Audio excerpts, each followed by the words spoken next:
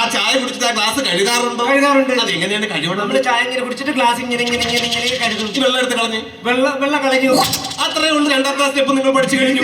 എനിക്ക് മനസ്സിലാവുന്നില്ല. നിങ്ങൾ പോലും അറിയാതെ നിങ്ങൾ കൈകൊട്ടി കളിയുടെ ആദ്യ അക്ഷരങ്ങൾ പഠിച്ചുകൊണ്ടിരിക്കുകയാണ്. പിന്നെ നിങ്ങൾ വീട്ടിൽ തൂക്കാറുണ്ടോ? പിന്നെ നമ്മൾ തൂക്കാറുണ്ട്. ഒന്ന് തൂത്തേ കാണട്ടെ. തൂത്ത് കാണിച്ചോളൂ. ബാക്കിലോട്ട് തൂക്കൂ, ഫ്രണ്ടിലോട്ട് തൂക്കൂ. അപ്പൊ മൂന്നാമത്തെ സ്റ്റെപ്പും പഠിച്ചു കഴിഞ്ഞു. ഇനി ആ നാലാമത്തെ സ്റ്റെപ്പ് എന്ന് പറഞ്ഞു കഴിഞ്ഞാലും നിങ്ങൾ വീട്ടില് തുണി അലക്കാറുണ്ടോ? ഉണ്ട്.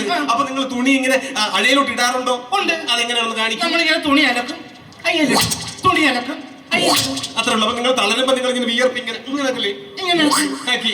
ഓക്കെ, അപ്പൊ നിങ്ങൾ ഫുൾ സ്റ്റെപ്പ് നിങ്ങൾ പഠിച്ചു. കൈകൊട്ടിക്കളി നിങ്ങൾ പഠിച്ചു കഴിഞ്ഞു.